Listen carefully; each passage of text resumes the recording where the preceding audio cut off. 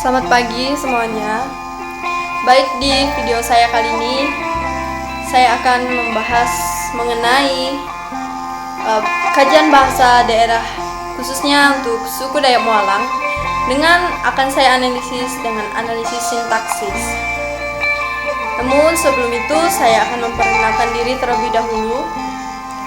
Nama saya Eka Rahmawati dengan NIM 3119100044 dari kelas Pendidikan Bahasa dan Sastra Indonesia Asore semester 3 Institut Keguruan dan Ilmu Pendidikan IKIP PGRI Pontianak. Dan video kali ini saya buat untuk memenuhi tugas mata kuliah Kajian Bahasa Daerah Kalimantan Barat yang diampu oleh Bapak Al-Ashadi Alimin, Magister Pendidikan. Baik, pada PowerPoint yang sudah saya siapkan, di sini kita akan melihat 5 contoh dari analisis sintaksis bahasa daerah Dayak Mualang Kabupaten Skadau. Untuk contoh yang pertama, kita melihat pada kosakata bahasa Indonesianya, yaitu Rani sedang makan di dapur. Rani sedang makan di dapur. Dan kosakata bahasa Dayak Mualangnya itu berbunyi demikian. Rani tengan makai de dapur. Rani tengan makai de dapur. Itu adalah bunyi jika kita mengucapkan dengan bahasa Dayak Mualang. Sedangkan untuk analisis fungsi dari bahasanya itu adalah Rani dinyatakan sebagai subjeknya, sedang makan itu sebagai predikat, dan di dapur adalah keterangan. Kita masuk pada contoh yang kedua, yaitu kosakata bahasa Indonesia berbunyi demikian. Dina tersenyum ke arah ibunya. Dina tersenyum melihat ke arah ibunya. Dan bunyi jika kita mengucapkan dengan bahasa Dayak Mualangnya itu seperti ini. Dina ketucom medak ke arah inaya. Dina ketucom medak ke arah inaya. Itu adalah bunyi jika kita melafalkan dengan bahasa Dayak Mualang. Dan analisis fungsi bahasanya, Dina tersenyum itu dinyatakan sebagai subjek. Kemudian melihat ke arah itu dijadikan sebagai predikatnya, dan ibunya adalah keterangan. Sekali lagi saya ulangi ya. Dina tersenyum sebagai subjek, kemudian melihat ke arah itu sebagai predikat, dan ibunya adalah keterangan. Kita melihat pada contoh yang selanjutnya atau contoh yang ketiga.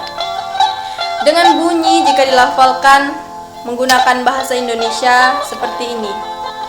Seli mengatakan buah mangga itu asam sekali. Seli mengatakan buah mangga itu asam sekali. Dan jika dilafalkan menggunakan bahasa Dayak Mualang akan berbunyi seperti ini. Seli madah buah mangaya ma masam. Seli madah buah manganya ma masam. Itu adalah bunyi jika dilafalkan menggunakan bahasa Dayak Mualang Kabupaten Skadau.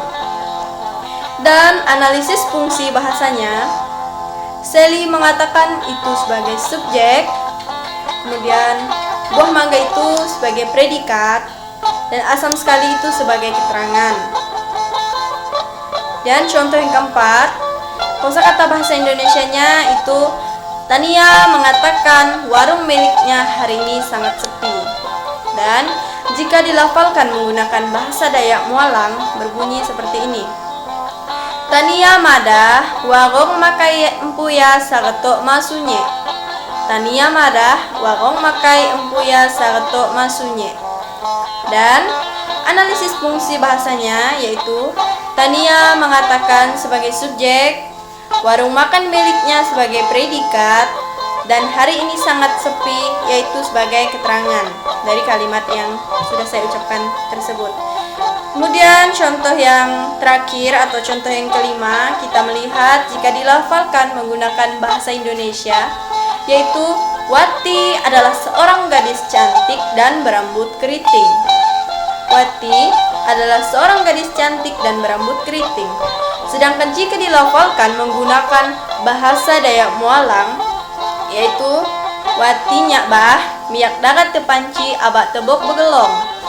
Wati nyak bah miyak darat tepanci abak tebok begelong. Dan kita melihat analisis fungsinya. Wati adalah sebagai subjek, seorang gadis cantik sebagai predikat, dan berambut keriting itu sebagai keterangan. Nah, demikian kelima contoh dari video saya kali ini. Namun sebelum itu saya lupa menyampaikan bahwa sintaksis ini merupakan bagian dari tata bahasa yang membicarakan struktur frasa dan kalimat. Itu arti dari sintaksis, dan saya mengambil analisis sintaksis dalam bahasa Dayak Mualang ini.